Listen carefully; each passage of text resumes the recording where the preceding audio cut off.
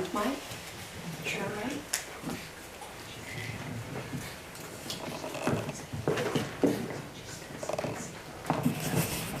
Thank you. I got some of this good apple cider and it kind of looks like I'm drinking scotch. So if I go off topic, you'll know why.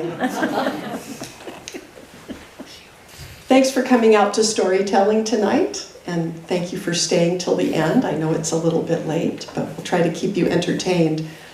This is a true story, and this is a story that is suitable for this particular time of year, because this is the time of remembrance, when our thoughts turn to the wars of the past, and we think about the people who sacrificed and who fought and who suffered.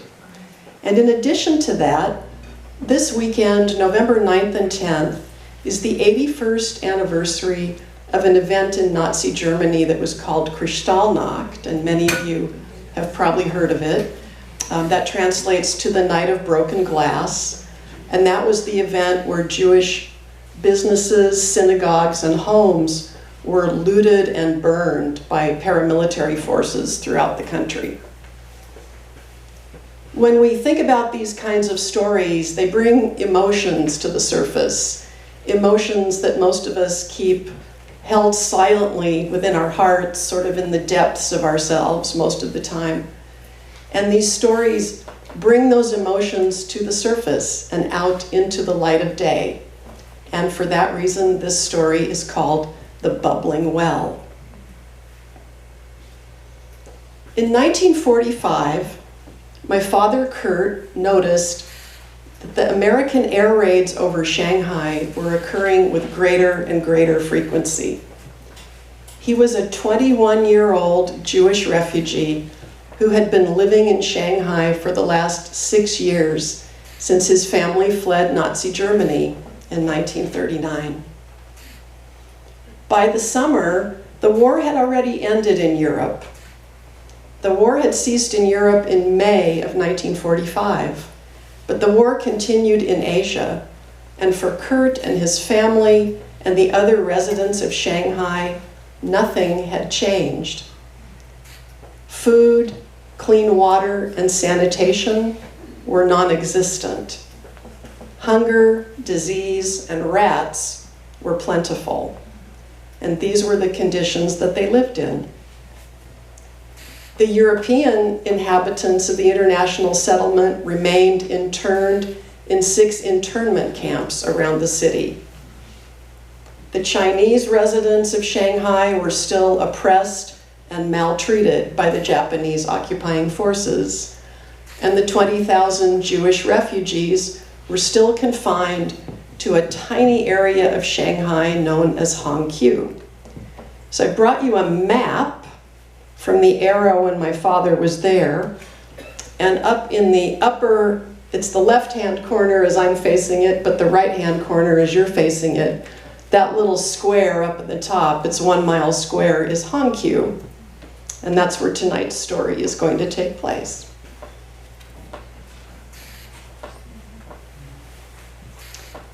Now, despite these conditions, Kurt and his younger sister Hannelore, who was 16, had adjusted, they had adapted.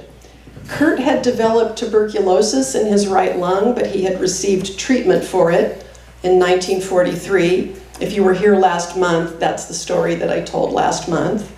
And that treatment had pretty much halted the advance of the disease for now. So he was doing better, although their father, whose lifelong dream had been to get out of there and come to America, was becoming more ill and weak as the months went on. But 21-year-old Kurt and 16-year-old Hannelore had now lived in wartime Shanghai for a third of their lives. This was really the life that they knew. They had become fluent English speakers. They had even picked up a little bit of Chinese and Japanese, and like people their age, they had a wide circle of friends who they socialized with. So they were getting by, and Hannelore, who'd been a little kid when they got there, was now taller than I am. She was very long-legged and outgoing, and she had her share of admirers.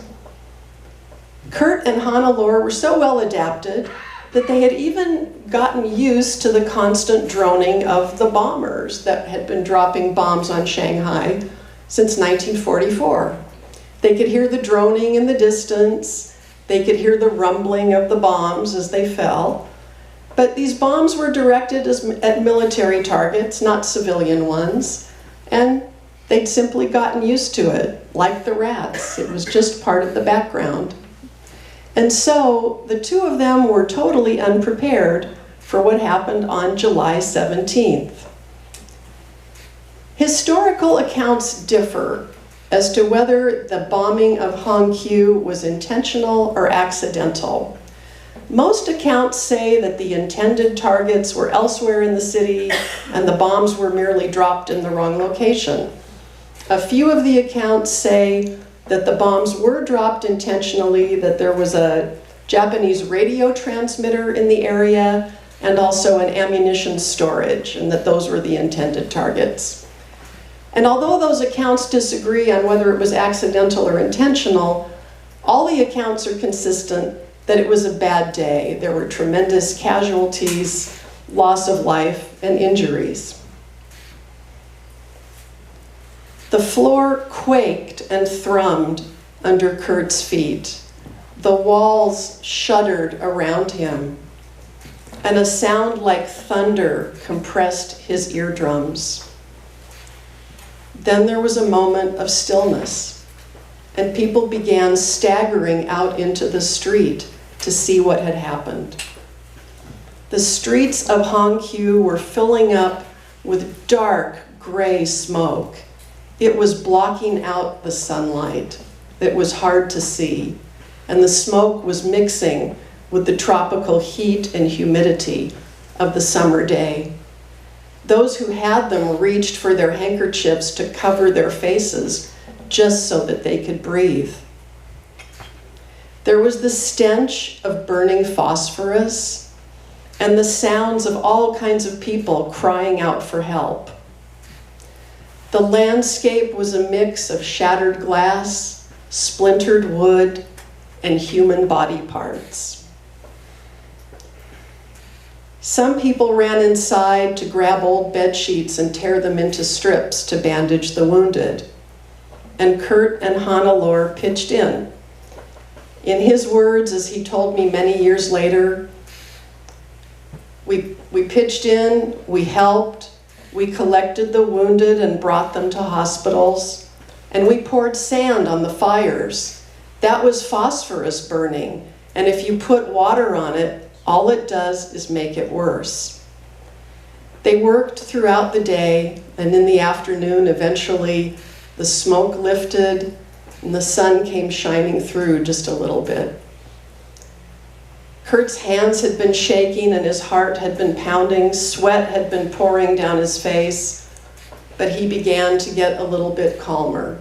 People took a break. And he noticed that someone had handed Hannelore a cigarette, and he always remembers this as the day she began her lifelong habit of smoking.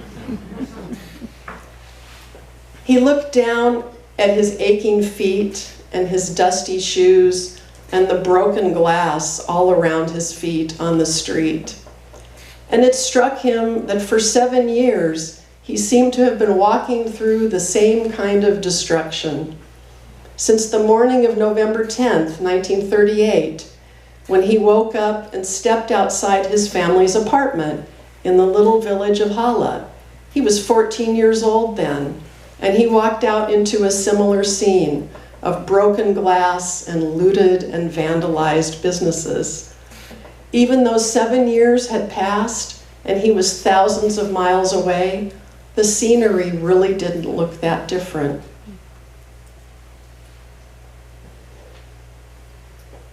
A short time after the bombing of Hongqiu, the war did come to an end, and it was a bittersweet time for Kurt and his family. In August, the Americans dropped atomic weapons on Hiroshima and Nagasaki. In September, the Japanese army surrendered, and American troops came to liberate Shanghai. It was a time of jubilation, but 60 million people had lost their lives in the war. So it was also a time for sadness. At the same time, Kurt and his family started to have food to eat again.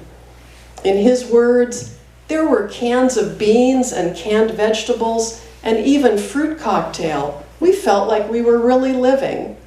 It was the first time in 7 years they were actually getting 1,000 calories a day to eat. They were thrilled.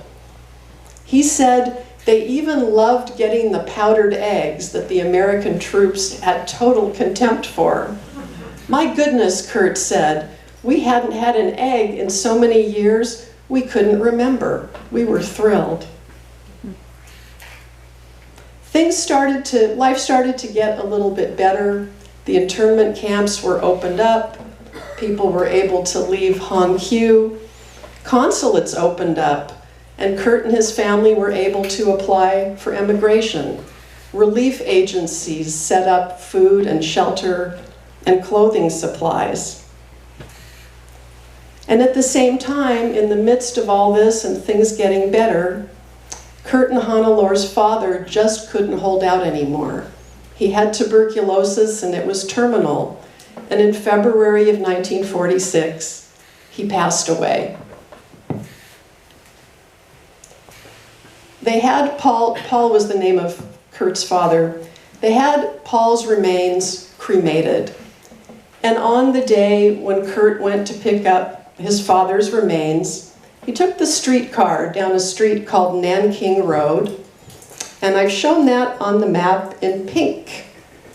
It was one of the most beautiful streets in all of Shanghai, and it had a long history. And some of you will be able to see the green markings I put on here. Nanjing Road was constructed by the British in the 1850s, and it was called Park Lane, and it ran from the Bund, where all the grand European buildings were, out to the race course, which is this little oval. The Chinese used to call it the Great Horse Road. In the 1860s, the street was renamed Nanjing Road, and it was extended farther out. And that's where Kurt was taking the streetcar. And as the streetcar passed the race course, the name of the road changes. It changes to Bubbling Well Road. And Kurt rode the streetcar out to the end of Bubbling Well Road to his destination, which was the Bubbling Well Cemetery and Bubbling Well Crematorium, where Paul was cremated. It's named for a natural spring that bubbles up at that location in front of an 800-year-old Buddhist temple called Jing'an Temple. Some people are nodding, maybe you've been to Shanghai. In 1947, my father and his sister and their mother finally left Shanghai, and they left much the way they came. They were on a ship of refugees, but this time it was the SS General Meigs, an American ship, and they were bound for San Francisco with Paul's ashes.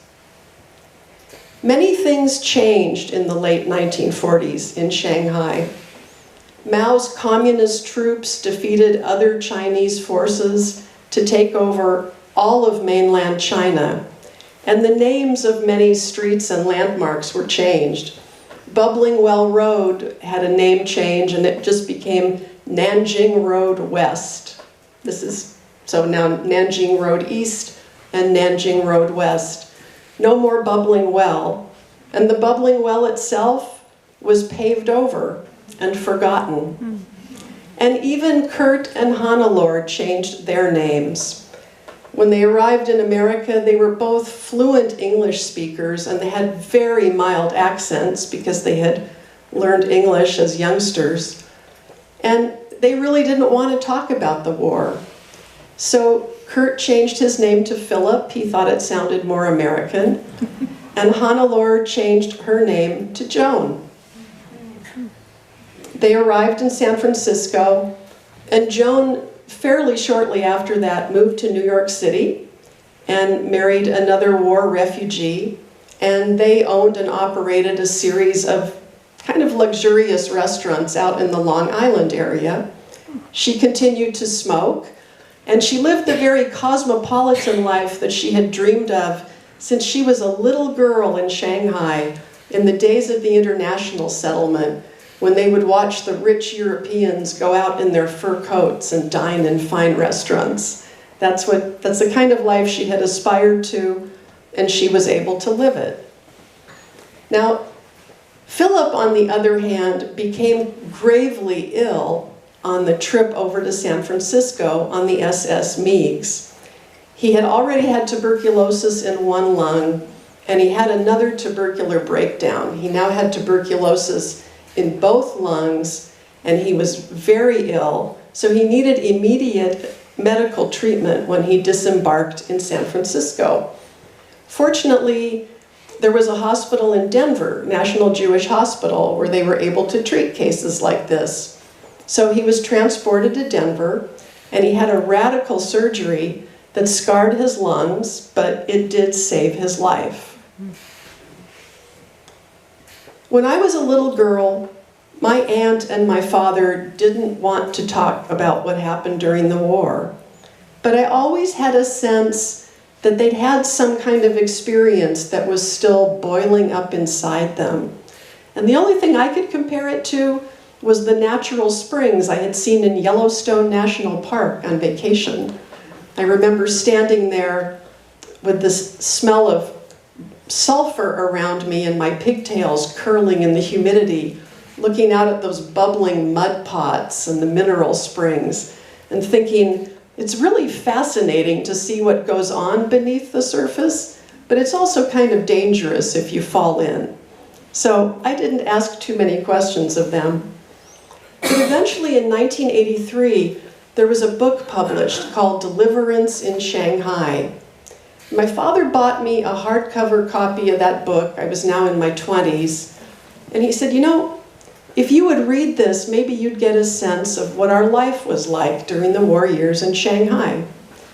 So I did read it. And the wonderful thing about that was it opened up a dialogue for me with my father. And finally, after all these years, Philip was able to tell me the story of Kurt, and I was able to record it and share some of these stories with you today. The result for me has been a conviction that there are no ordinary people. The world is full of extraordinary people. We just may not always see it on the outside. We really have to hear their stories to know what's going on underneath the surface. So I believe in the power of shared stories, and I believe in nights like this, where through speaking and through listening, we peer together into the bubbling well that is our touch point to the human experience and everything that goes on beneath the surface. Thank you.